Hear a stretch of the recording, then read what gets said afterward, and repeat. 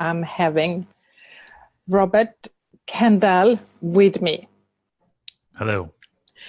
And I'm interviewing different kind of people during these days. This is it's now 7 days until my book is released. And Rob and I, tell us how we met, Rob. How do we know each other? You came and did the coaching program at One Taste. Must have been 2000. That was CP2, I believe. So it must have been 2012, 2013. No, 2010. 2010. Right. 2010. Yeah. Old school. Long day. Cool. Yeah, it's long time ago. And Rob is one of the founders of One Taste, and it's really an indication that really impacted my life in so many ways. I'm a totally different person today, a different woman today, I hope, compared to before. So it's really a pleasure to have you here. Now, since then, a lot of things have happened in your life, and I know yes. You are becoming known for tough love, and you're having your podcast, and you're an expert on men's problem, and you're writing a book. So today we can actually dive into understanding the dilemma of contemporary men and the problems they're facing, because I know you have a lot of things to say about that. We do. Well, it's a tough time to be a man. You know, it's just, I did an Indiegogo campaign for my upcoming book, and that's how I started off. That was the first line. And I think it's really important to say that it's not easy to be a woman or any gender. There are so many genders today, and I want to really pay kudos to those. But for a man, it's more challenging now, I think, than it's been in a long time, if ever. How come? Well, there's a few things. There's actually many things. There's been an evolution in terms of man-woman dynamics that's been going on pretty intensely for the last 30 years. Let's call that. I mean, on some level, ever since equal rights in the 70s, there's been a shift. But there's also been a shift in some demographics and things, and that's affecting the relationship. So one of the most important is that the gender wage gap, which was reported around 64 cents of a woman to a man in the 1980s, for a millennial woman entering the workforce. So not all women, but a millennial woman entering the workforce now, it's about 93 cents to every dollar. So it's still not equal, but women, that gap is giving women a lot more choices. Whereas in previous generations, they really needed a man to get a house or get a bank loan or get a car. That difference is no longer there. Women can just be financially independent. And so we're seeing in America things like people getting married much later, people are having kids later, women's college education. There are more women getting degrees now than men. Back in the 70s and 80s, it was about 64, 35, 60, 30 man, woman. And now it's flipped. Now women are getting more degrees, entering more programs. There's more women in college. There's more women in grad school. And so there's a significant underlying shift that's happening that's affecting everyone. I'm living in one of the, I guess, most gender equal countries in the world, in Sweden, where we even have a gender neutral word in Swedish for if you don't want to refer to he or she, and you can actually say the word in between, which is a hen, would be in Swedish. So isn't it good that women are actually having more rights and can be independent? But it's impacting relationship in some way, and it's also impacting men, I guess, in some way. It's awesome. I am thrilled. I think underneath it, a lot of men are scared. But for me personally, I'm just like, whoa, it's amazing to read these statistics and learn about these things. And it's affecting relationships because whereas men in the past knew their role, provider, the man, wearing the pants in the family, all these stereotypes that were known have really shifted in the 2 generations, and men are lost. And men, instead of rising up to the challenge and saying, okay, things are changing, let me get better, a lot of men are actually really giving up. And there's a lot of statistics out there that men are in the why bother? Why should I do this? And, I'm just going to pay more attention to video games. I'll get my thrills off porn. And so there's a shifting of attention. The men are not rising up for this change. They're actually getting a little whiny and shutting down. Now, okay, so just hearing that, I became curious because, for instance, in northern Sweden, where we have a lot of women moving to the bigger, more urban centers, these men are, a lot of men, so this is a well-known phenomenon, and I guess it happens in the United States also, importing women from other countries. Mm-hmm. Do you think there is this, because of being lack of women, but it's that kind of desire for connecting in some way to that masculine provider somehow feeling? Yeah. I mean, I think, in America, American women are, especially with the Me Too, I know you wanted to chat about that in a little bit, but things are really drastically changing. And so men have 2 options. One is they can stand up and expand and learn and grow and listen and get to the next level. And a lot of men are just like, well, I'll take the shortcut. I'll import a woman from another country. I'll get a Russian bride. I'll get an Asian bride. And again, I'll feel that dominant feeling because that's how I feel good about myself. That's where my self-esteem comes from. I don't want to put a negative vibe on men, even though it sounds like it, even though I can hear that in my own voice. Men are not encouraged to expand. They're not taught to deal with the emotions around it. This is a societal impact that no one's really talking about, no one's really dealing with. And men, I did a bunch of research on something called the MRA, the Men's Rights Movement. MRA, Men's Rights Association, I think it is. Yeah. And, I was just like, oh, this is ridiculous. Why do men need an MRA? And then the more research I did, I found out that the reason that men need the MRA is because they don't have a place to share their feelings. They don't have a place where they can actually be seen. They're taught to, buck up, man up, and then doing so, they're not feeling supported, so they're just dropping out. So the point is that it's a time where we can really help men in this challenging time get to the next level rather than shame them for having feelings about them. Yeah. Yeah, and I'm thinking also a lot of women are doing their personal growth, and it seems like it's more common for women to actually do their own personal growth. And a comment I often hear by women is the suffering of there is no conscious men out there. And of course, this is also something about the women, but there is a lack of men who are into their own self-growth and into finding themselves. Totally true. And that's a common complaint, especially with older women. Younger women are doing just fine. They have their own demographic. They have the younger demographic and they have the older demographic to choose from. Women are getting in their 30s, 40s, and 50s, and the older men don't want to deal with a mature woman. They're going more towards younger women. And so, like history shows, there's a lot of conscious, powerful women finally hitting their power and realizing there's no men to play with. So there's actually a truth there. Total truth. Yeah, I've heard the same thing from many women. Yeah, I heard it many, many times, and it's probably right. I mean, we also know that. So what is it when?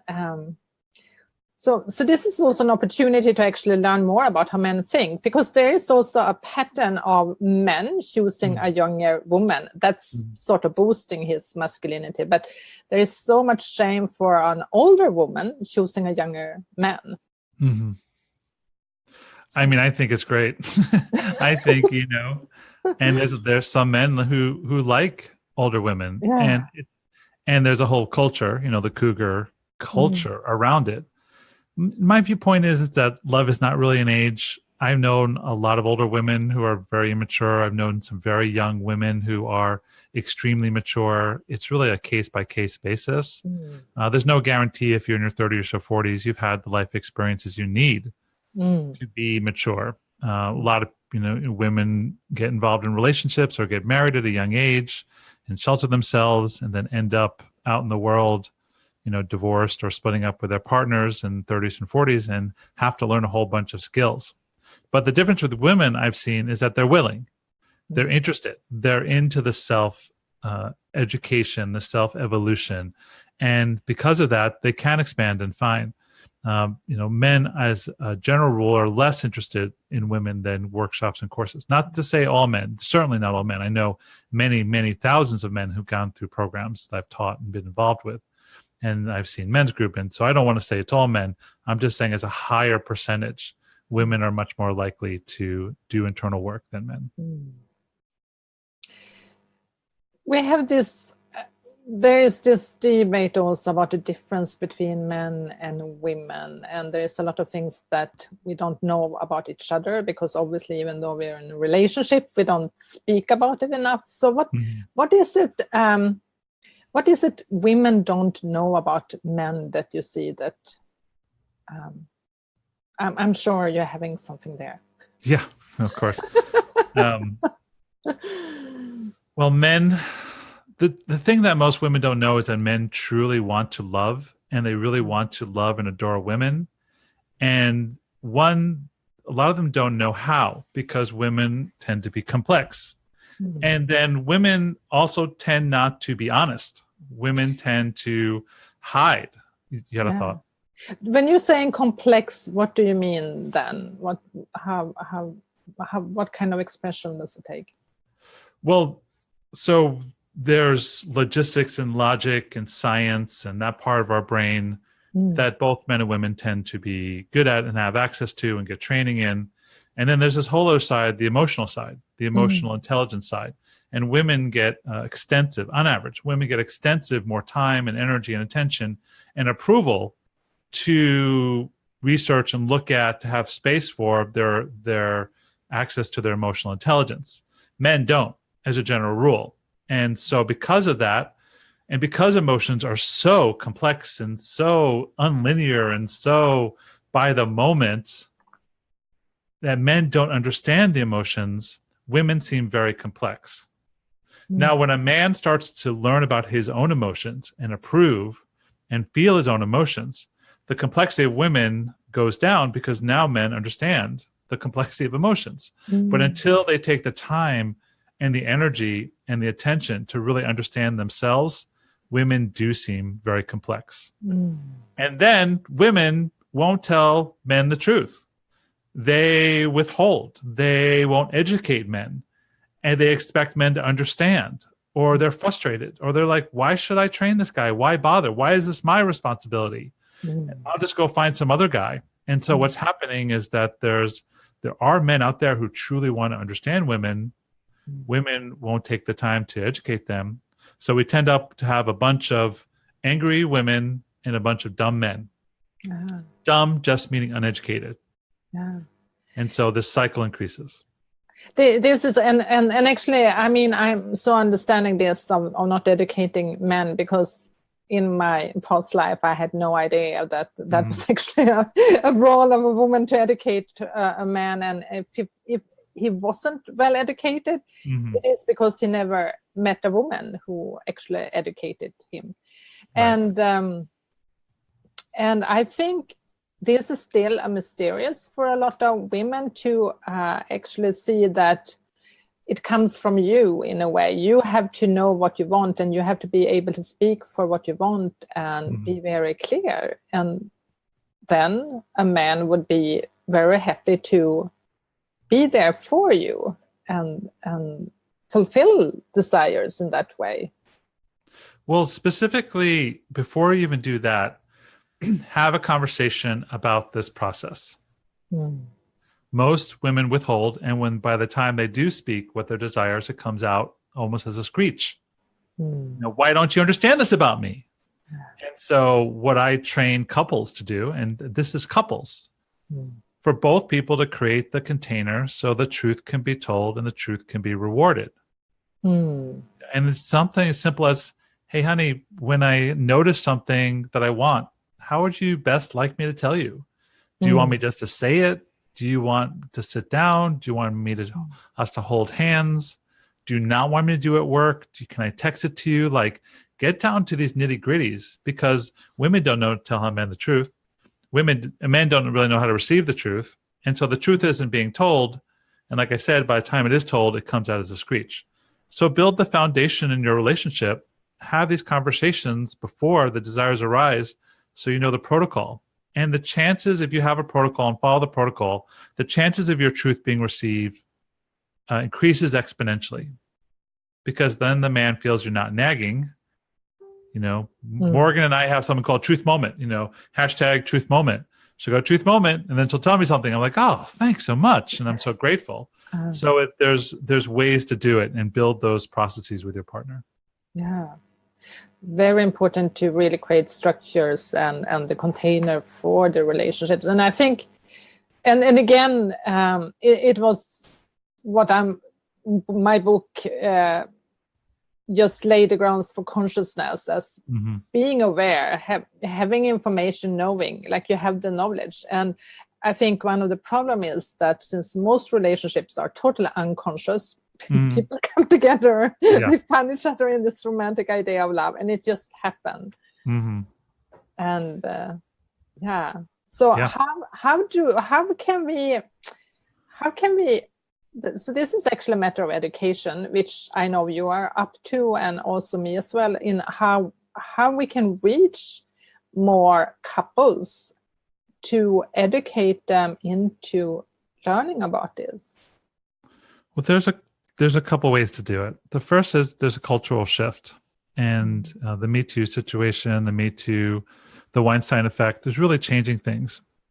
And so men are either stepping up and saying, I want to know, or shutting down and going into sort of like the basement to hide. Yeah. So that's one thing. The second thing is just to know, if you're listening to this and you have this question, you're not alone in this lack of knowledge. This is a very common thing. And I think what happens is that we feel uneducated, we feel dumb, and then we have shame. And then what we do is we cover the shame with bravado or non-confrontation. So the first thing is just to know that you're not alone. And then from there, start to look for help. And there's help on the internet. There's lots of free resources. There's plenty of good books out there. And if not, there's workshops and coaches and teachers and therapists. But you have to take that first step and make a commitment.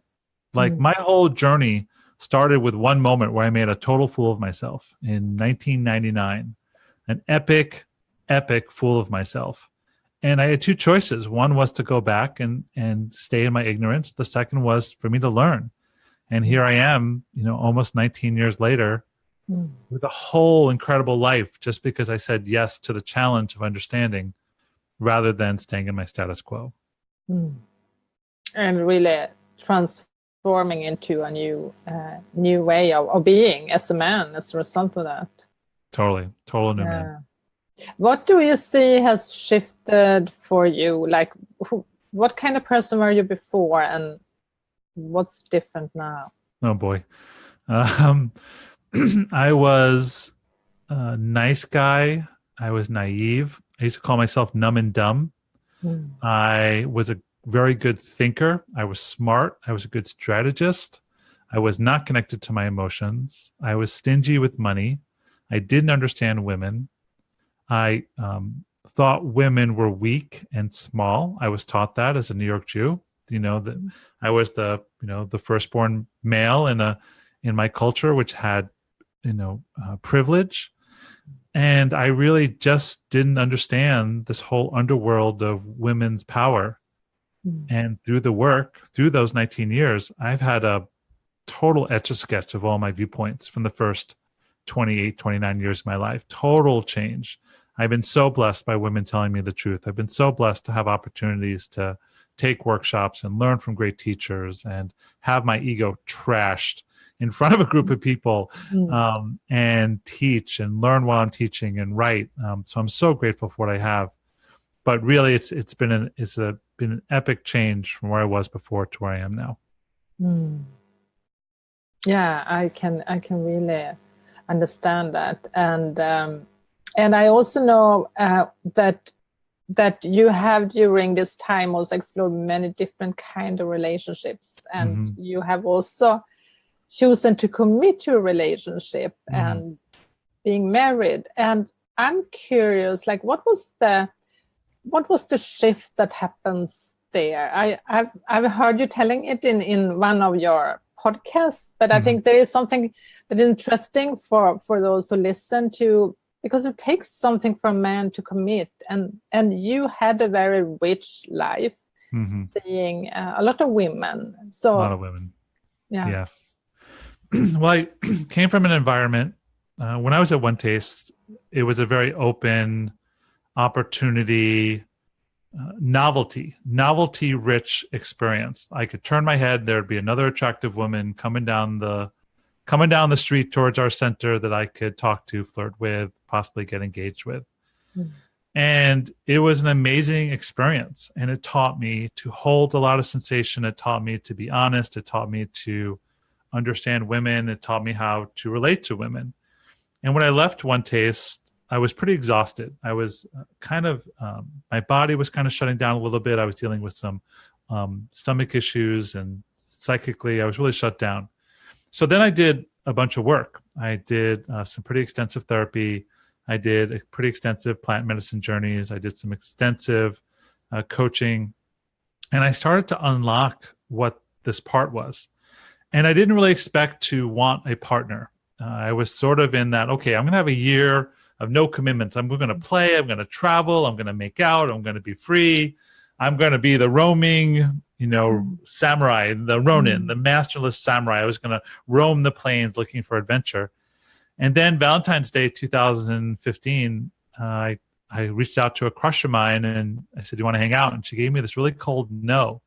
And I was like, all right. And then I was laying there alone on this Valentine's Day, and the thought came in my head, I think I want a girlfriend. I think I want something deeper. Because even though I was having amazing, truly rich experiences out there in the world, it wasn't feeding this deeper part of me. And then 2 weeks later, Morgan showed up, and I said yes to the universe, and the universe provided the most amazing woman. And then we've been on this journey since then. Really, we got together in March 2nd, 2015, so almost 3 years. And the coolest thing about Morgan, so the question of how I chose to commit, was Morgan gave me the space to choose. A lot of women I know feel scared or feel insecure, and what they'll do is they'll put pressure on a guy to commit. Morgan gave me space for me to choose. Now, there were consequences of my choices. Like if I went to New York and had some experiences, when I came back to LA, she was distant. And so I had to choose between the experiences and her being distant. And in the end, I was like, I don't want her being distant. So then we started to talk and share and find out what she wanted. And then we created this monogamy with guest stars relationship where we engage other people together. And we've been exploring that for 2.5 years. And it's not quite working. It's not quite working what's going on. And we've tried a dozen different ways. The point was that Morgan never said I had to do anything.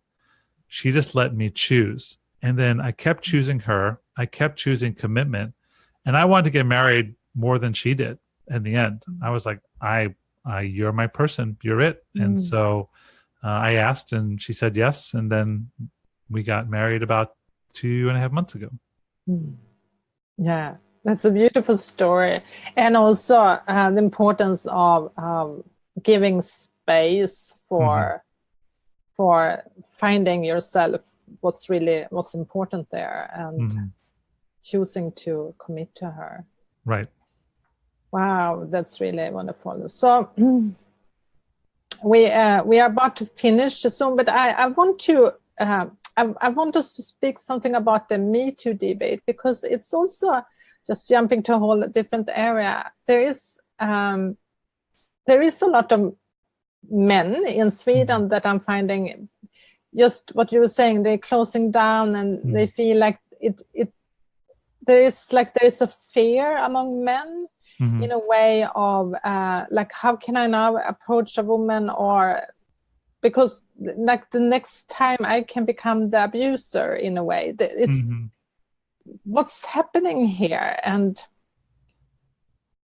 well, when people ask me about what my thoughts are on the Me Too situation, the Me Too movement specifically, and the Weinstein effect, is we're going to have a mess for a while.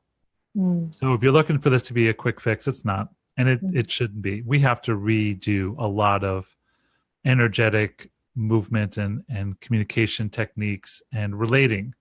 And so, I seen this Facebook post that a man says, this is the scariest time to be a man in the world, and the woman says, well, this is the least scary time to be a woman. So we're evening the playing fields at some point. Men should be scared. They should be scared because they don't have the skills yet to pay attention to the nuances. Women are awesome at nuances. Men usually not so good. And so the nuances are where most people are getting screwed, because a man thinks, I'm not doing anything wrong. I didn't pick up the subtle sign of her no. The women aren't overtly saying no. I didn't do anything wrong. And then the woman feels invaded or their boundaries crossed. And so it's good that men are getting this awareness of their impact and learning the skills to pay attention to the nuances, to learn the concept of consent, to be willing to say, I'd like to kiss you. That's sexy. Most men are just going in and then bypassing boundaries or work ethics, really asking questions. Yeah. And then the final piece really is to give women permission to speak their truth. And again, to educate men. This is paramount. The only, as a man, I can create great value to another man in terms of education. It sounds kind of braggy, but I've just been doing this for 18 years, 19 years. So I know what it is. But I'll always pass a man to a woman for the fine tuning, because I can give a man a theory, but a woman's going to give them reality. So if a woman wants to educate a man, that's the greatest way for a man. And a man has to be willing and say thank you and be grateful for that training instead of being whiny. Yeah. I love that. And also, so make sure you're having consent.